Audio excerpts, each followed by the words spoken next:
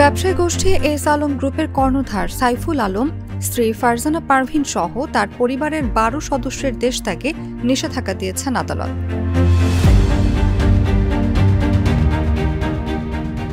আজ সোমবার দুদকের আবেদনের পরিপ্রেক্ষিতে ঢাকা মহানগর দায়রা জজ মোহাম্মদ আশরামস জগলুল হোসেনের আদালতে আদেশ দেন।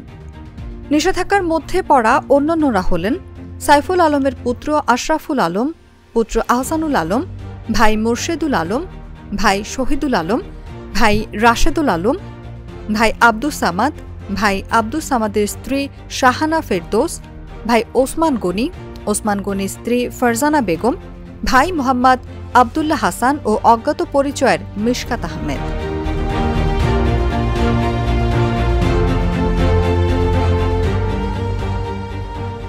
দুদকের মোহাম্মদ নুরি আলম তাদের দেশত্যাগের নিষেধাজ্ঞা চেয়ে আবেদন করেন। দুদকের পাবলিক প্রসিকিউটর মীর আহমেদ আলী সালাম শুনানি করেন। শুনানি শেষে আদালতে আদেশ দেন।